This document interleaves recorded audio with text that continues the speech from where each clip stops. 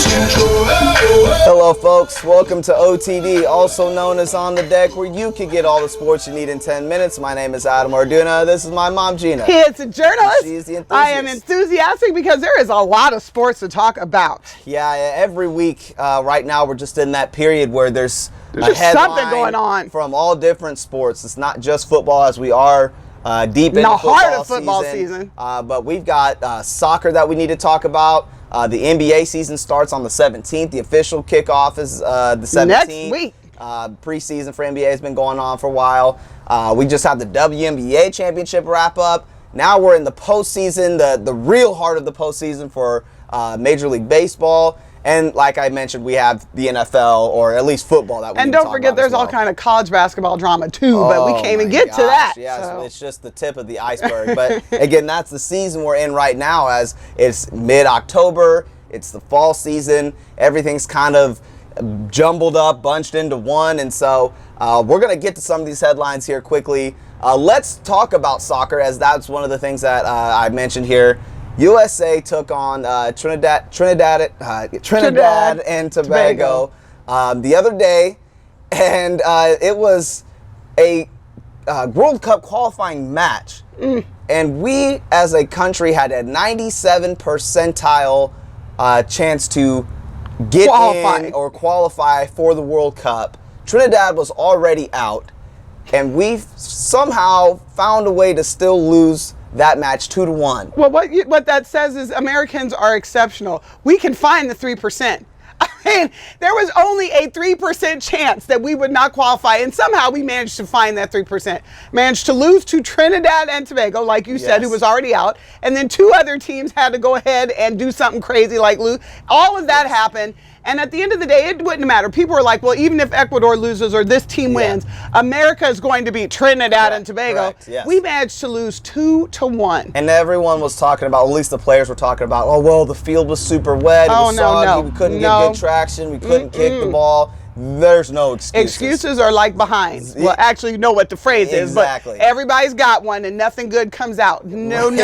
Exactly. No. Well, with us losing the head coach or the manager for the USA team, the USA national team, Bruce Arena, resigned. He said, this is such an embarrassing loss. It's such a disappointment for not just me, but for the team and the country. I'm going to go ahead and step down and remove myself from my duties as the head coach for the USA national team, men's national team.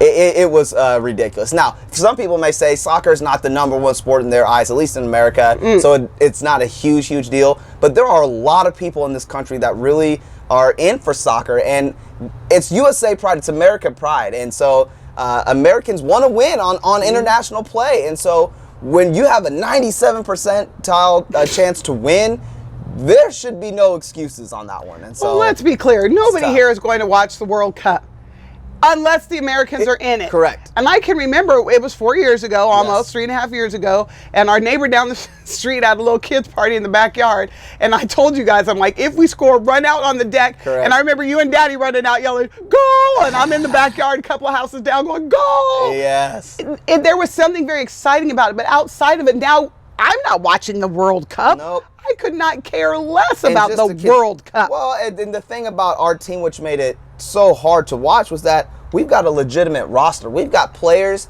that are good all across the world. We've got, like, one of our young players, he's like a top 50, one of the top 50 rising stars in the whole world. We've got players that can compete against any other roster in the world, and we should have won that game. And we should continue to be talking. We should be continuing to talk about us preparing for the World Cup. But instead, the headline is we lost, and now our head coach said, "I'm done. I resign because you know who I couldn't blame? get it done." I blame Donald Trump. Okay, moving on. Major League Baseball. Well, yeah, to our America's pastime, since we're still talking about America here. Major League Baseball. Right now, we have finally got a conclusion from the wild card and all the divisional rounds. And so for the American League Championship Series, we've got the Astros and we've got the New York Yankees. And then for the National League Championship Series, we've got the Cubs, who won last night, in the LA Dodgers. This, for both sides, is going to be really fun to watch. You know what? The best time for me in championship is when the Royals are playing. Yes. But the Royals are not playing. I will say this is kind of the second best option for that. These agree. are all historic. I mean, 3 of the 4 teams are historic teams. Yes. LA Dodgers used to be the Brooklyn Dodgers. Yeah. Yankees are the Bronx Bombers, the Chicago Cubs. I mean, the Astros, everybody doesn't understand the Houston Astros have been around for a while, but Yes. you've got really big names up in here. Yep. And I think it's going to be an exciting series.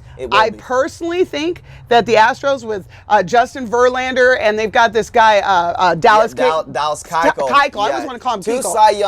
Two Cy Young award winners right there. Just amazing pitchers. And I think the Astros remind me a lot of who the Royals have been. Yes. So I'm kind of low-key rooting for them, plus Houston, is my team. Then the Yankees, who do they have up there? Yeah, they've got a lot of players, actually. Didi Gregorius, they've got Aaron Judge, just some of their players. And the pitchers, CC Sabathia, and then you've got Aroldis Chapman, who can he's got probably the strongest arm in Major League Baseball. They have revitalized that organization. They got a lot younger, and they got hot. They got hot. They're good. They've been playing really good baseball, and it's good to see the Yankees back up and running. And then for the National League, obviously the Cubs are still rolling. They won the World Series last year. This is their 3rd NLCS championship appearance in a row. And then the Dodgers have been basically regular season champions for the last 5 or 6 years. With the Cubs, our former we got Royals, 2 Royals up there. We got Ben Zobrist and yes. Wade Davis. Waiter, check please, Davis. Yes. It's hard for me not to think of them as Royals. I know they were with the Cubs. They're still Royals to us, so I kind of low-key want to root for the Cubs. Right. I just can't pick against the Dodgers. They got Clayton Kershaw up Clayton there. Kershaw, he's been battling some injuries, but just the threat of him always being able to, get on the mound is awesome. And they had a guy, Austin Barnes, who was hitting 500. That's like unheard of. Yeah, his bat has been hot the whole time. And then obviously Yasiel Puig, who's got a huge bat, great outfielder. I like hearing you say his name. Yes, Yasiel Puig, exactly. So that is right now just getting started as the Nationals and Cubs just wrapped up last night to get that final spot there in the National League Championship Series. It's going to be great postseason leading forward. All right, well, we'll give it a couple of days and then we'll make our picks. Yes. All right, well, let's real quick go to the NFL and Sure. we'll run down the power ranks. Do you mind if I do that? Please do. All right, so number 1, the Chiefs are still at 5-0. Then you got the Packers at number 2, the Falcons at number 3, Broncos at number 4.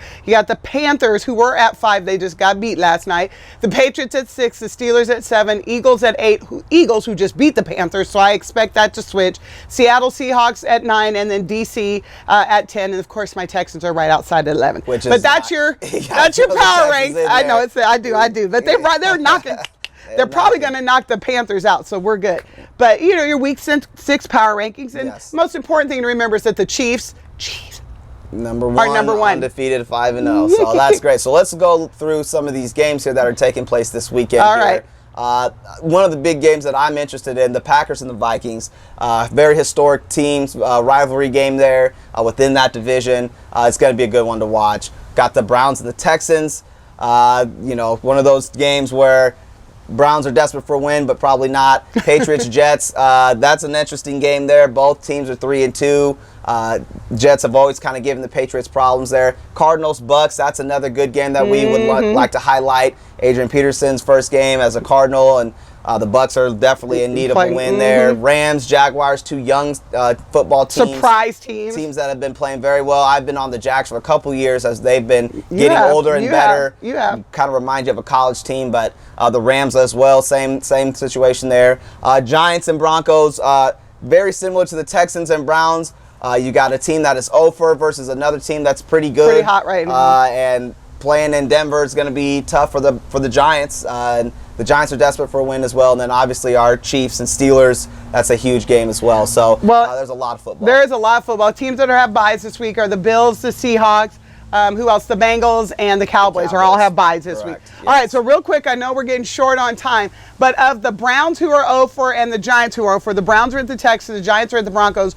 Do you think either of those teams have a chance to pick up their first win, or are they both going to be 0-6 after this weekend? I don't see it. I think both teams are really struggling right now. They're trying anything that they can to try to get a win, but I don't see any of those. So you think they're both being 0-6? Yeah, how about you? I agree. Yeah. I agree. So let's real quick do the picks. Packers versus Vikings. Who do you got? Yeah, it's in Minnesota, and the Vikings just had a big win. I think the Packers are going to still take that game, but I think it's going to be closer than a lot of people think. I give you a ditto on that. Okay. Browns and Texans, we both are picking the Texans. Yes. Patriots at the Jets, both 3-2. Yes. The Jets are not as bad as their fans make them out to be. Correct. I do have to pick the Patriots on this. Even though Yeah, I think the Patriots will still come away with this one, but it's going to be a tough game, and the Patriots are not as good as people would like for them to be. I so agree. We'll see. Bucks at Cardinals. I'm interested in this, but I'm calling the Bucks. I think the Bucks are going to get this one as well. They need this win. They need a road win as well. I think they're going to still the Cardinals are going to try to feed Adrian Peterson and try to get him infiltrated, but it's going to be tough. No, I don't agree. LA Rams and Jags. This, to me, outside of the Chiefs, is the game to watch. These are two teams, like you said, young and up and coming. The Rams are playing great. The Jags are playing great. I'm going to pick the Jaguars because they're at home. Yeah, I think this is going to be a good game. It's not one of my favorite games to be watching out for. I think it could be really good or not that good. I think they're both still trying to figure out who is that good. I don't know if it's going to be a great game or not, but I'll go with the Jags since they're at home. All right, so we're in total agreement. And then last, Giants and Broncos. We both think the Giants are going to be 0-6. Yes. It's the grand finale, Chiefs and Steelers. The Steelers are coming to Arrowhead. They have been a little bit of our Achilles heel. I'm 100% going in Chiefs. We're breaking the curse. We are winning. We will be 6-0 after this. Yep. Chiefs 6-0. Not much else has to be said there. They got to get this win and redeem from last year. So there we go. It'll be a full weekend. We want to say we appreciate your time, folks. Thanks for tuning in. Subscribe to our YouTube channel. Type in my name, Adam, or doing it, and like our Facebook page. Type in OTD. See you again, folks.